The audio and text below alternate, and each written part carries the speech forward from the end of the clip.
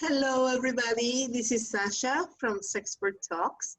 And today we are interviewing Maria Ryder, who is a desire-driven coach for women. She is also the founder of Inspired by Desire.love. And today we are going to have an amazing conversation about self-love, self-care, and self-pleasure. Welcome. Thank you, Sasha. I'm so excited to be here. Yay, thank you so much for being here. So, oh my God, self-care has become such a topic recently. Everybody speaks about self-care.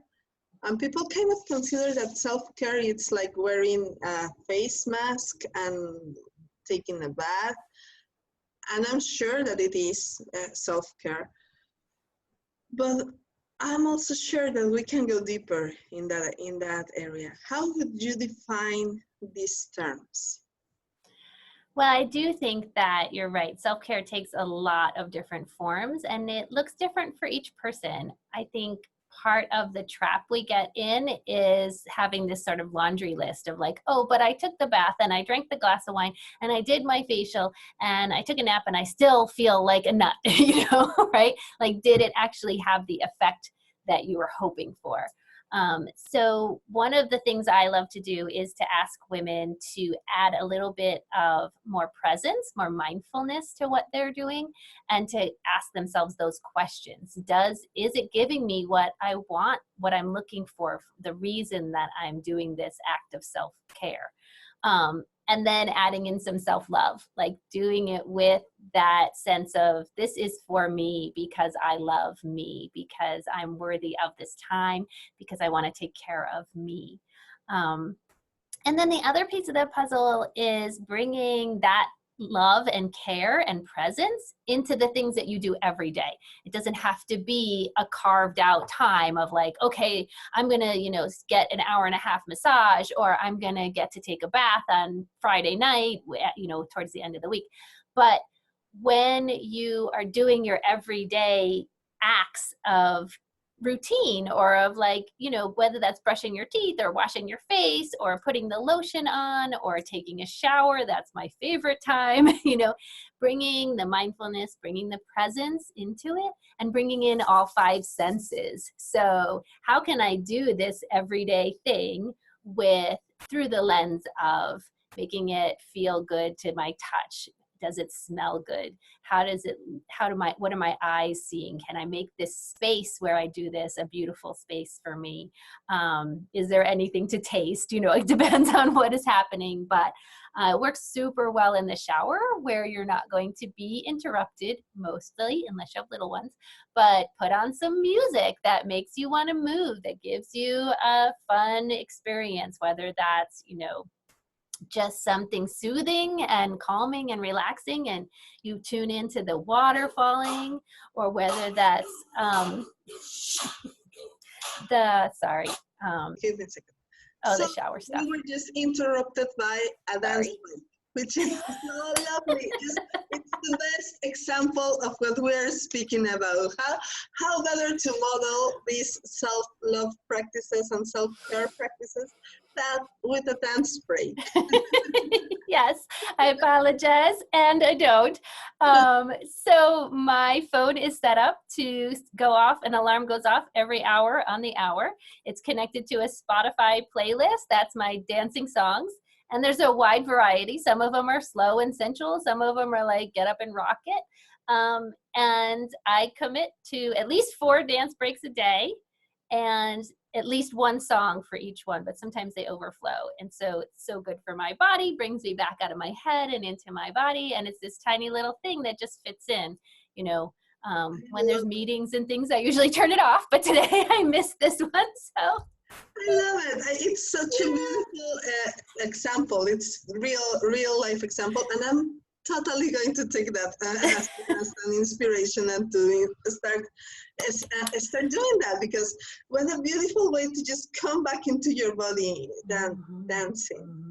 Yeah, it's so fun. It's so fun, and it does. It sort of like goes off, and you're like, oh, stop what you're doing. Go get up and dance for a minute. One song. You can do one song, right? That's beautiful. So, super fun. Yeah, I love it We too. were It's been a speaking lot of fun. about ways of implementing self-care, and then we had this beautiful real life example. So it's not just like in your mind, like, oh yes, one day find the time to go and take a shower with Yeah. music. One day find the time to take a glass of wine. But it's like real, grounded, down to earth, easy little steps that you can take. Mm-hmm. But I want to ask Exactly. you something. Mm-hmm. Why? Because so many people speak about self-care now. I love that you are making it more achievable. But why should we be doing that? What is the shift that we should expect as we do these small practices? Yeah, that's an excellent question. I think if I had to distill it down into this, little pieces, what happens for me and what I've seen in so many people is that we give and we give and we give and we give, right? And we give without the refilling, so we sometimes feel depleted, or we feel empty, or we feel tired, or we're like, oh, I just can't do this anymore. And some of that comes from not refilling, or not keeping our own sense of having our energy, having our space, having what we need to show up in this beautiful way. And what I love is for when we get to a place where it's like from an overflowing, right? You've filled your cup so much that it's overflowed, and now what goes out into the world has no strings attached, has no like, okay, I'm giving this because I'm hoping that I'm going to get something in return.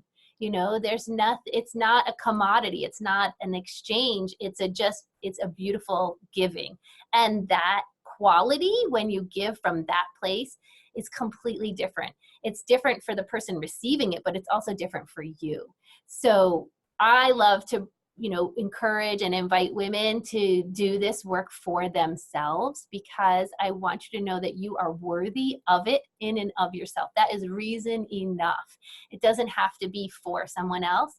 And there's no way that it won't affect the people around you, that it won't improve everything, all of your relationships, and they will gain so much more from it if it's truly from this authentic place. And so starting with self-care, adding in some self-love, adding in some pleasure, and bringing in your 5 senses reality, you can do it in these tiny little steps, and you can make it a part of your regular life, that you come to, you move in the world in a different way. You move with this sense of light, this sense of radiance, this sense of overflowing, abundant, like love and energy to give.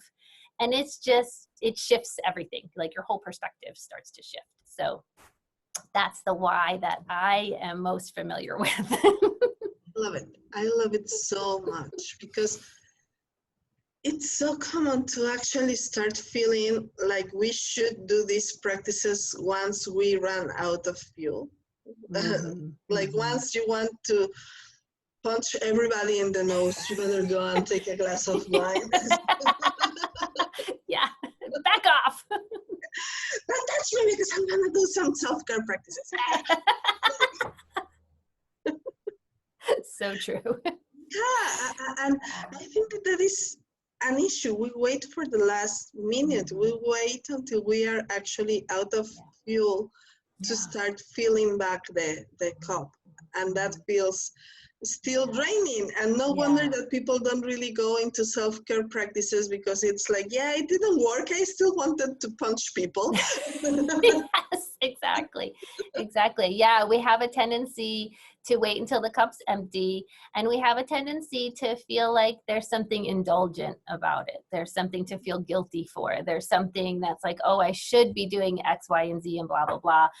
I should be being productive. All of the shoulds, all the have tos and the needs and the shoulds, which in fact is another piece that I like to bring in, is taking those words out of your vocabulary. No more have tos, no more shoulds, not even like need tos, but starting to see everything through the lens of choice, through the lens of want, and not that there aren't things that you feel that way, but if you start to shift your language and you start to look at them in a different light, then you will come to it with a different energy and a different perspective. So I love to try and like take out the shoulds and the have tos and the, and it's not easy, like that's challenging too, but the language is a huge piece of what, feeds our mindset and our belief systems. So I think because it has become so mainstream that now people is like, oh, I should be.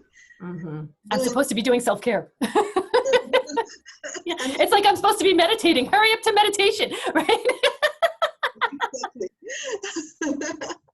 Yeah. Wonder why you don't enjoy it, right? Like, And there's a place for all of that, right? There's a place for carving out a big chunk of time. There's a place for a full ritual. There's a place for, making room for all of the emotions to come up and to be processed and to be dealt with. There's a place for carving out time to bawl your eyes out or to punch the pillows because you can't punch the person you wanted to punch, And all of that is like, you don't have to just wait for those times. You don't have to do nothing while you're trying to find this, block of an hour. You can have it be a part of your everyday regular stuff and just, adding in a little bit. It's like a sprinkle, you sprinkle in some self-love while you're brushing your teeth. Maybe you're looking in the mirror and you're like, I love you, you're beautiful. Instead of, oh, what's that thing over there? Just the little tweaks, right? Little tweaks. I love, there's a local author and her book is called Scooching. And I love this concept of scooching in a direction. Just keep going, keep turning towards your goal, towards your desire, and take little tiny scooching steps. Break it down into the smallest possible pieces and then celebrate the hell out of each one. Like, yeah. Even if it's just that you noticed, like, oh, I noticed that I was doing that thing where I focus on that piece. Okay, I noticed that I did it and I want to do something different. Woohoo, I noticed! Like, even if you still did it, but the baby steps, the scooching, and then the celebrating. And that reinforces it, right? It's neurologically based. It's all Pavlov in the long run. Yeah. Everything's Pavlov in the long run is what I feel like. It's all coded in there. And so we're changing the pathways. We're making new associations in those mental pathways, in the way we're wired, right? And we're choosing which ones over and over again. Just keep choosing it, and reinforce it with celebration, reinforce it with pleasure, reinforce it with, what serves you, what really serves you. Sometimes even with chocolate, but. How do people celebrate? Because that is a term that not everybody is familiar with. That's true. That's a good question. Yeah. So celebration for me just starts with those thoughts, with catching or seeing the thoughts and choosing a new thought, noticing and then choosing a new thought. And sometimes celebrating turns into what we often talk about as bragging. And bragging can be done in a very narcissistic way, but it can also be done in a way of asking other people to celebrate with you, to celebrate what you've done, your accomplishment. And it is literally like, yay! Like, that's awesome. I'm so excited for you. And I think there are some aspects of our culture and I throw out the word patriarchy in the sense that we have been taught to value competition. We have been taught to see everything through this mindset of, if you get it, then I don't. Whereas we're all in a better place. We all rise up when we're together, when we work together, when we celebrate each other, when we see each other's accomplishments, and when we see jealousy as a compass to say, oh, that's a thing I want too, not instead of. That I can be like, I like what she's doing, I want some of what she's got, as opposed to I want to take that from her. It's just like a thing, So celebration for yourself, and then celebration with other people who will, show up for you in that way and be like, I just did something awesome and I'm so excited about it. Will you celebrate with me? And it literally is just like a clapping and a jumping up and down or whatever is authentic for you in that moment. And it takes practice. It's not something we're taught, you know, but it's a beautiful and amazing and powerful tool. That is something that I really want to point out. It's like just the word, the mind shift that comes with it. To dare to celebrate, to even celebrate when we feel jealousy, when we feel like, oh my God, she's doing something that I wish I was doing. Those are things that we have been hardwired to avoid. Like, we feel like if we celebrate something, we are being indulgent because we haven't really gotten there. Right. So or prideful, right? We're taught not to be prideful. Yeah, and not to be, not to make others uncomfortable with our happiness. It's like we can speak openly about the things that are going wrong. The bad stuff, yeah. But we try to keep it quiet when things go fine because we fear making others uncomfortable or that they might feel jealous. So that shift, I think it's so powerful that I really want to point it out. Daring to celebrate every little step and daring to feel like your jealousy is okay. It's teaching you something that you are craving for and that you could aspire to. And it's not about feeling guilty for feeling that, oh my God, I wish I had traveled the world this year like she did. But okay, I wish I could travel the world like she did now. What can I do to make it happen for me? Yes. What can I learn? Yeah, instead of thinking, oh my God, I wish that she breaks a leg. It's it's not fair. How'd she get all that money? Why don't I have it? You know, absolutely. I think the fundamental underlying piece is approaching each thing as a learning opportunity. What can I learn from this? What can I learn from these sensations? What can I learn from these emotions? What can I learn from this person who I want to strangle? What can I learn from this person who has what I think I want, you know? And when you start to ask that question over and over again and look for the opportunities for growth, what can I learn from my mistakes, you know? What can I learn about me from the fact that I keep focusing on this thing, right? What is that really about? What's underneath it? You know, you can go into that process of inquiry. What is it? What am I reinforcing? What was I taught that I'm now reinforcing in my system every time I look in the mirror? And would I like that to be something else? Would I like to notice my green eyes instead? Would I like to, you know, whatever? So, would it be safe to say that self-care is not so much about the things that you do, but where you do them from? About being present in your body and being present in your pleasure, in your sensations, even if it is just a little bit every day. Yeah. And I think the trick is that in order to infuse it with self-love and self-pleasure, being that presence has to not have the shitty thoughts, right?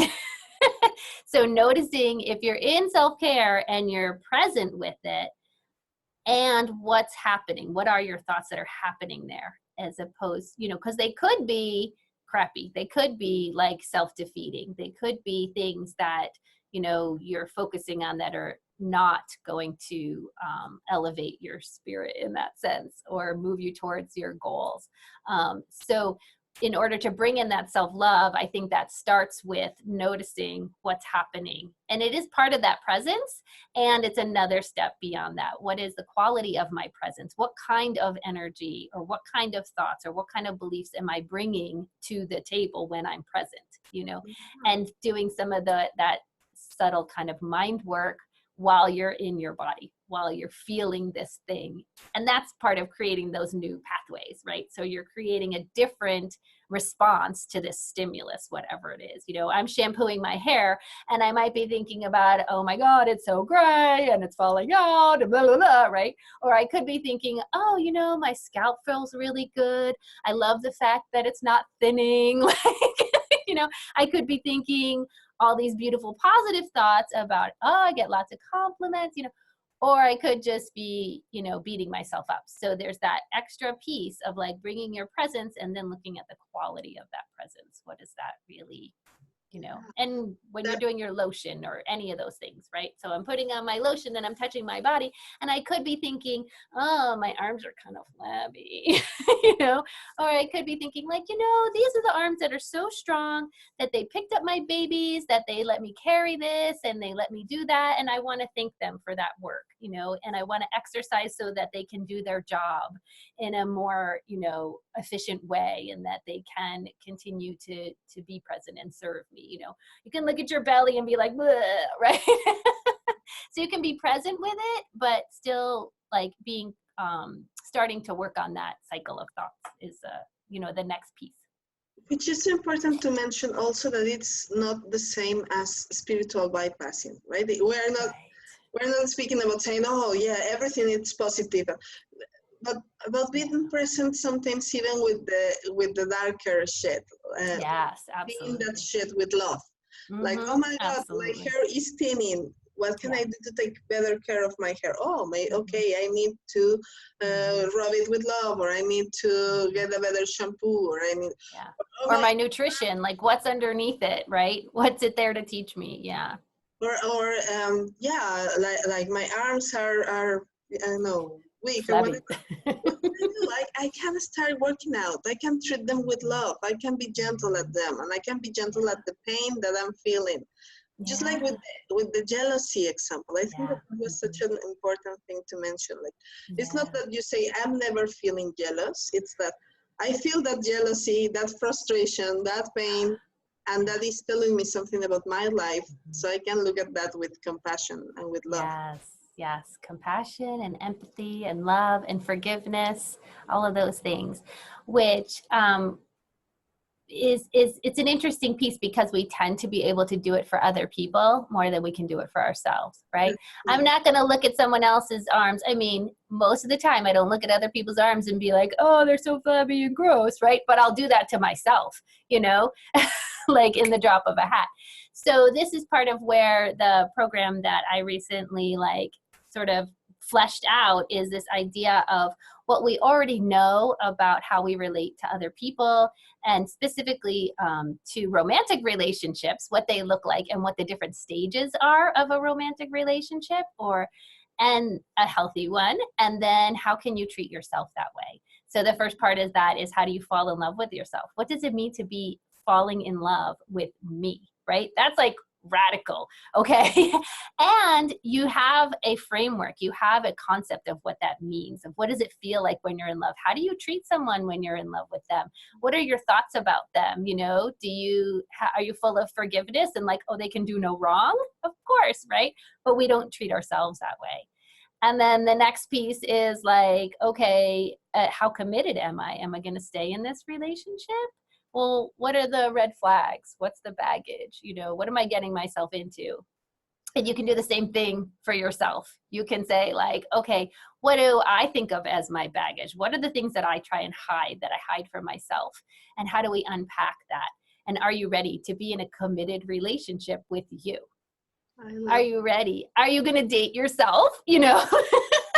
And then it keeps going from there. All the regular things that come up and the way that we approach them and we unpack them. And so that's the work that we do in one-on-one coaching, in that desire-based coaching, is looking at what's the obstacles. What are you perceiving as obstacles between what you have and what you want? And we take those obstacles and we unpack them and we look at them and we keep what serves us and we integrate it into our being, and we look at, you know, how it came to be, why it was there, how it made sense, and how does it continue to serve us? Does it need to be shifted? Does it need to be let go of, right? And then you get deeper and deeper into this more healthy, thriving, beautiful relationship with you, which, as we talked about earlier, then eventually, you know, then that blossoms out into everything you do, all of your aspects of your life and all of your relationships, because it comes from this very authentic place of abundance, of this self-love, that you are taking care of you. It's gorgeous. I love that. I would say that maybe that's my favorite part, falling in love with yourself, starting a love affair, starting a relationship with your own self. That is what real self-care and self-love should be based on. So, well, not should. We are removing the word should. That is what it is about. Good job. I love it. Exactly. Exactly. Yeah. The most depth, the most transformation, I think, comes from approaching this version of authentic self-love, you know, and what it really looks like, not just like a thing that you tried out and you were like, oh yeah, I love myself, but the depth of that, you know, or I'm supposed to love myself, or I should love myself, or that's the buzzword, you know, or yes, I'm doing self-care, you know, what's really the authentic reality that's happening internally. And when that shifts and when you're in this, like, you know, yeah, it's just magic. Yeah. Oh my God, I love that so much. I think that is such a beautiful takeaway from this conversation. Yeah. That connection to falling in love with yourself, because that is something we do with other people, Right. with our kids, with our beloved ones, with our everybody, right? Yeah. We have those rose-colored glasses that we're willing to put on with others, but like, yeah, turn it inside, baby. And I think it does. It's this framework that like, then you can keep doing that over and over again. Every time you catch yourself or you see that, you're like, oh, I'm so loving and forgiving and love to, like, you know, give this to someone else. Am I giving it to me? Yeah. Each and everything. Am I giving it to me? Every time a desire comes up, anything you want, like, I want somebody else to do X, Y, and Z, or I want to be treated X, Y, and Z. Am I treating myself that way? Do I give myself that way? Because here's the other piece of it, is that you can't, like, I have this like concept, this idea that, you know, it's almost like somebody can give you something, but if you don't know how to receive it, if it's like foreign to your system, then it won't even come in. You won't even know it's there. So you might have you know, a beautiful, amazing, loving partner, and you're not actually like able to receive their love. You're not able to bring it in. And so this happens a lot for people because of trauma, because of childhood conditioning, because they have a lot of self-limiting beliefs around what they're worthy of, all kinds of things. And so when we're loving ourselves, we're teaching our system how to receive that. We're making space. It's kind of like, I have this image in my mind of like someone brings me a vase, right? This beautiful gift in this vase, and I love it and it's gorgeous. And I'm walking around my house holding the vase, trying to figure out where to put it. Like, and all the shelves are full and all the surfaces are covered. I can't keep it until I find a place to put it, until I know how to receive it and there's a spot for it. So when we do the work for ourselves, when we love ourselves, we're making the spot for receiving it. And then it's both giving from abundance, but it's also just teaching your body how to receive that, what you're worthy of and what you can take in, right? And so then that just expands and it's amazing. Yeah, because it expands. It also sets the bar high, right? Like it starts with yourself, but also when you're loving yourself, you cannot let others mistreat you because you already know what love feels like. Yes. And that what it really feels like, right? Not like the sort of candy shop version, but like what does authentic love feel like? What does it look like? What does it feel like? What does it sound like? What does it smell like? What does it taste like?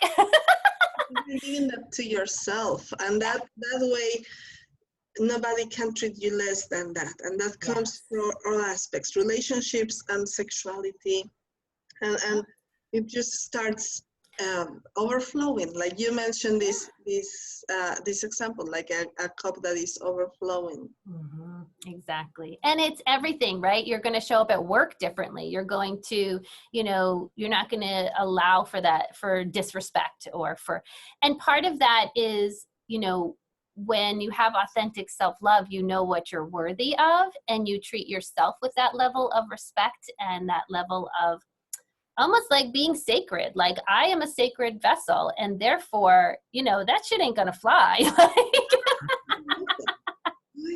And it just comes naturally. You just don't even, it just like, it's like rolls off of you. No, right? That's not what happens here. Just for a second. Yeah, so Oh, this has been such a beautiful conversation. I'm being super inspired by, literally, like inspired by desire, inspired by pleasure. Because that is just like when you see self-love, you start feeling like loving others. And when you see another person loving herself, you start feeling like, oh, I could be doing that to myself.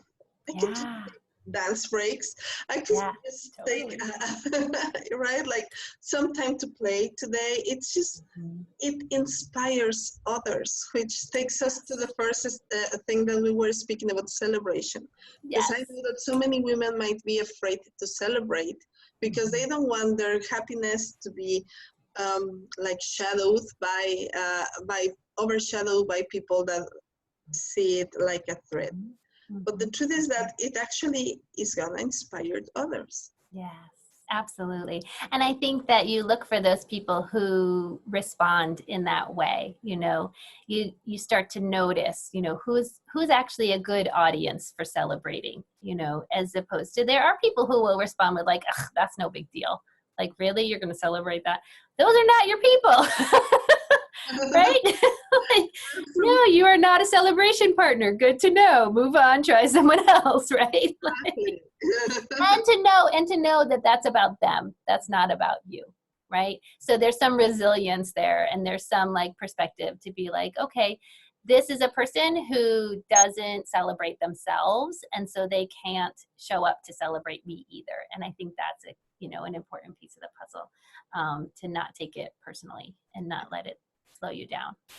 Yeah, like it's their journey, it's not yours. Yes. Yeah, everybody's on their own journey at their own perfect pace. So yeah, this has been so much fun. I love it. Thank you so much for joining us in this Thank conversation you. and for such a beautiful and inspiring chat. It's been so beautiful. So Thank you. It's so been fun.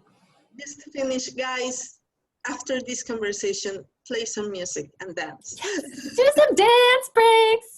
And if you want to keep talking, you can find me. I'm there. I'm on Instagram, website, Facebook, those good things. Inspiredbydesire.love is the website and the Instagram name. So come on over and have some more conversations. You can find the links down below.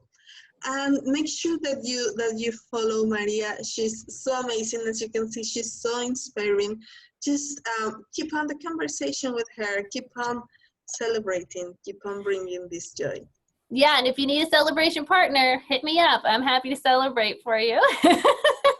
I love keeping it like concrete and specific, and like we just do it for real. You know, it's a thing that I think we've talked a lot about theory, you know, and we need those concrete steps. Like, how do you really fall in love with yourself? How do you actually have a deep, you know, inner relationship? What is it? How do you get there? And so that's my mission, is to like break it down, make it, you know, actual instructions. Actually, let's do something. Let's send her a message just after you listen to this chat. Send her a message telling her one brag, one celebration. I would love it.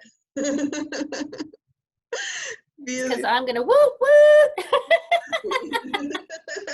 And your favorite dance songs. I need more songs on my playlist. So yeah, so you know what to do. Send her a song, at least one song, and one celebration. That's a beautiful conversation starter. Awesome. I love it. Thank you, Sasha. This was so much fun. Thank you so much for joining us. See you soon.